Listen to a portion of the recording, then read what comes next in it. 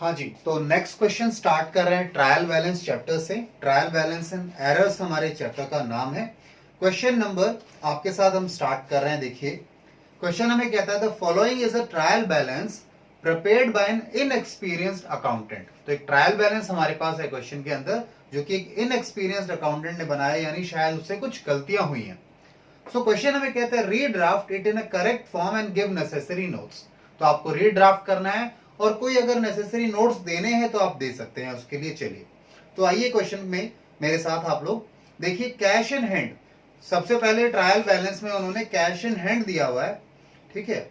और cash in hand में एक प्रॉब्लम है मेरे साथ, इन्होंने डेबिट क्रेडिट नहीं लिखा हुआ, बट मान लेते हैं ये साइड डेबिट होगा ये साइड क्रेडिट होगा, तो हमें तो सही करना है वैसे भी। तो आइए मेरे साथ, कैश इन हैंड का बैलेंस है 5,200 रुपए। कैश इन हैंड आपका एसेट है, डेबिट साइड में आएगा। कैश इन हैंड कितना है जी? 5,200 डेबिट में लिखना है। उसने गलत लिखा है तो भी आपको सही करना है, और सही लिखा है तो सही तो है। उसके बाद प्लांट एंड मशीनरी है, प्लांट एंड मशीनरी का भी डेबिट आएगा। प्लांट एंड मशीनरी 75,000 से डेबिट है, उसने भी सही किया हुआ है ये। उसके बाद टाइपराइटर की बात करो तो टाइपराइटर है जो, ये भी एसेट है, डेबिट में आना चाहिए। टाइपराइटर है जी 6,400। उसके बाद स्टॉक है, स्टॉक दिया हुआ है 1/4/2016 को, यानी ओपनिंग स्टॉक है 13,100 रुपए का, डेबिट बैलेंस आएगा इसका भी। इसके अलावा हमारे पास परचेजेस हैं, परचेजेस खर्चा है, इसका भी डेबिट बैलेंस ही आना चाहिए, ठीक है। परचेजेस उसने भी डेबिट दिया हुआ है 84,100। उसके बाद अगर देखें कैरेज इनवर्ड कैरेज आउटवर्ड, दोनों ही खर्चा है, carriage inward and carriage outward. कितना कितना अमाउंट है? 2,800 और 1,600 रुपए, दोनों डेबिट में आएंगे, 2,800 और 1,600 रुपए। उसके बाद डेटर्स हैं, sundry debtors, sundry debtors, sundry debtors हैं आपके 18,300 के, जो डेबिट में ही आने चाहिए। क्रेडिट का अमाउंट ही नहीं आया अभी, क्यों? क्योंकि जो साइड है डेबिट वाली, इसमें कुछ गलतियां हो सकती हैं, तो देखते हैं। बिल्स पेएबल, देखो बिल्स पेएबल इधर लिखे हैं, ये गलत है। बिल्स पेएबल इनको क्रेडिट में लिखने चाहिए, तो बिल्स पेएबल को क्रेडिट में लिखेंगे। बिल्स पेएबल क्रेडिट में जाएगा, कितना अमाउंट है? 12,000 रुपए। इसके बाद अगर देखें रेंट पेड, रेंट पेड आपका खर्चा है, डेबिट में आएगा, कितना? 9,600 रुपए, ठीक है। इसके बाद हमारे पास वेजेस, वेजेस आपकी सैलरी वगैरह दी है आपने, मजदूरी दी है अपने एम्प्लॉइज को, तो 16,500 वो भी खर्चा है, डेबिट में ही आएगा। इसके बाद आपके पास एडवर्टीजमेंट है, एडवर्टाइजमेंट भी खर्चा है, डेबिट में ही आना चाहिए। तो बस आपको पता होना चाहिए किसका बैलेंस डेबिट आएगा किसका क्रेडिट आएगा, 4,500 से। इसके बाद डिस्काउंट रिसीव्ड है,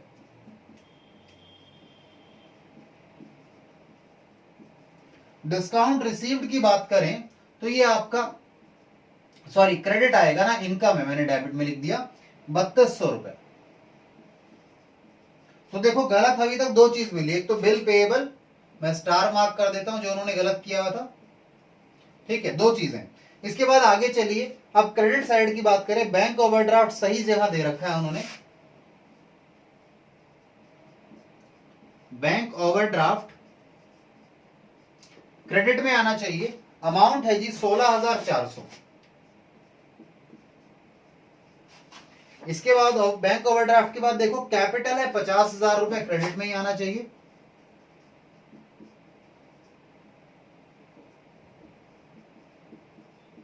अब हमारे पास यहाँ स्पेस कम है नीचे, और अभी हमारे पास हैं 5-7 अकाउंट और हैं, उन्हें भी लिखना है, तो हम यहां एक्सटेंड कर लेते हैं।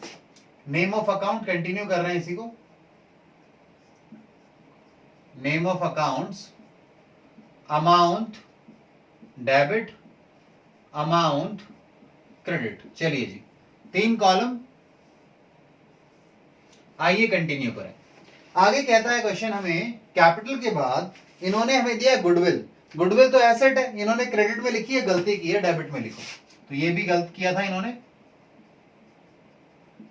वैसे इन्होंने हिंट दे नहीं रखा कि ये क्रेडिट डेबिट लिख भी रहे हैं, क्वेश्चन के फॉर्मेट में इन्होंने डेबिट या क्रेडिट साइड कौन सा है कुछ बताया नहीं, क्योंकि ट्रायल बैलेंस अकाउंट तो है नहीं कि हम ऐसे मान लें इसको, ठीक है, बट मान लेते हैं इन्होंने ऐसा किया होगा। फिर दूसरा इनएक्सपीरियंस्ड अकाउंटेंट था, तो ऐसा कह सकते हो, उससे गलती हुई होगी। चलिए, गुडविल है आपका 8,000 रुपए, डेबिट में आएगा, ठीक है। इसके बाद गुडविल के बाद सन्ड्री क्रेडिटर्स है 8,200, सन्ड्री क्रेडिटर्स 8,200, ठीक है। क्रेडिट है तो क्रेडिट बैलेंस आ गया। उसके बाद सेल्स है, सेल्स क्रेडिट में जानी चाहिए। सेल्स का बैलेंस आपका कितना दिया हुआ है, 1,60,000 रुपए, क्रेडिट में आएगा 1,60,000। उसके बाद रिटर्न इनवर्ड, रिटर्न इनवर्ड क्या हो गया जी, सेल्स रिटर्न है। सेल्स रिटर्न का अपोजिट बैलेंस होगा सेल्स के, यानी डेबिट बैलेंस होगा, जो कि उन्होंने क्रेडिट में दे रखा, ये भी उन्होंने गलती की है। आइए इसे भी लिख लें सही, रिटर्न इनवर्ड लिखेंगे, जो नाम दिया है उन्होंने वही लिखना है। रिटर्न इनवर्ड डेबिट में आएगा और अमाउंट होगा जी 2,400 रुपए, 2,400। इसके बाद ड्राइंग्स है जी 2,120 रुपए। ड्राइंग्स का डेबिट बैलेंस होना चाहिए, उन्होंने गलत लिखा हुआ है, क्रेडिट लिखा हुआ है 2,120 रुपए। देन हमारे पास है जी ड्राइंग्स के बाद इन्वेस्टमेंट, इन्वेस्टमेंट भी गलत लिखी हुई है, वो भी इधर आनी चाहिए।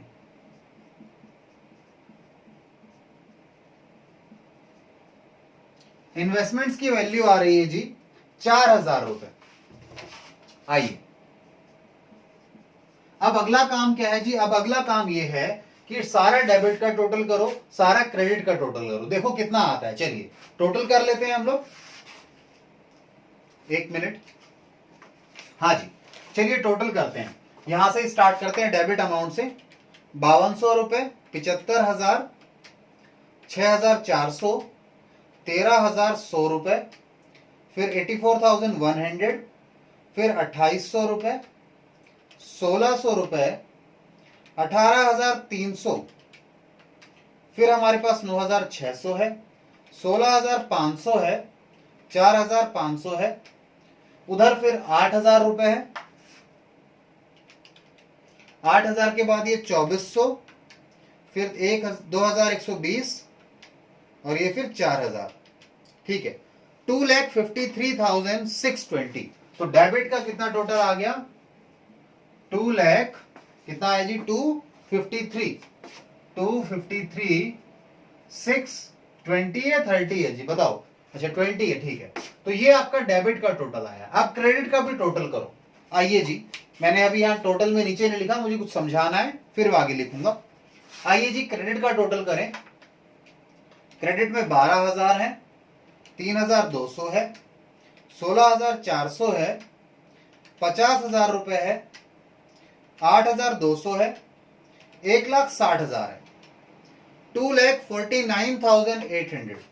क्रेडिट का अमाउंट कितना आ रहा है, 2,49,800। सर ये तो मैच नहीं किया, बिल्कुल मैच नहीं किया। इनएक्सपीरियंस्ड अकाउंटेंट ने बनाया था, उसने मैच कर रखा था, आपसे मैच नहीं हो रहा, ठीक है, आपका मैच नहीं हुआ है, यानी कि डेबिट साइड ज्यादा है, क्रेडिट कम है। क्रेडिट में कुछ दिखाना पड़ेगा, यानी कुछ ना कुछ था जो आपसे छूट गया। अब जब भी आपके ट्रायल बैलेंस में इन एक्चुअल में डिफरेंस आता है, तो कोई ना कोई गलती है, तो उस डिफरेंस को हम डालते हैं एक नया अकाउंट क्रिएट करके, जिसका नाम है सस्पेंस अकाउंट, ठीक है। तो आपका डेबिट साइड तो पूरा है, कितना, 2,53,620, ठीक है। क्रेडिट साइड कम है, क्रेडिट साइड को इसके बराबर लाने के लिए आपको एक नया अकाउंट खोलना पड़ेगा, सस्पेंस अकाउंट। सस्पेंस अकाउंट क्यों खोला जाता है, सस्पेंस अकाउंट इसलिए खोला जाता है कि जो गलती हुई होगी, अब उस गलती की कोई गलती हुई है आपसे जिसके कारण दोनों साइड बैलेंस नहीं आ रहे हैं, तो वो बैलेंस करने के लिए वो अमाउंट उस अकाउंट में डाल दिया जाता है जो डिफरेंस है। इन दोनों का डिफरेंस निकालो, 2,49,800 और 2,53,620 का डिफरेंस निकालो। चलिए जी, कितना आ रहा है डिफरेंस? 3820 रुपए। 3820 रुपए आप क्रेडिट में डालो क्योंकि क्रेडिट कम है। 3820 कह लो या 3820 कह लो, जब इसमें 2,49,000 में 800 में 3820 जोड़ दोगे तो कितना आ जाएगा? 2,53,620 आ जाएगा। ठीक है जी, चलिए तो ये हमारा क्वेश्चन खत्म हो गया। ध्यान रखना यहां पे इन एक्चुअल दोनों साइड मैच नहीं कर रहे थे, एक्चुअल अमाउंट ये थे। तो दोनों साइड को बराबर लाने के लिए क्रेडिट साइड जो कम था हमने एक नया अकाउंट खोला जिसका नाम क्या है? Suspense account. गलती है ट्रायल बैलेंस में, सॉरी ट्रायल बैलेंस में गलती नहीं है, पीछे आपसे कोई ना कोई गलती हुई है, या तो लेजर पोस्टिंग में गलती हुई होगी, कहीं जर्नल में गलती होगी, कोई आप चीज लिखना भूल गए जिसके कारण ट्रायल बैलेंस मैच नहीं कर रहा।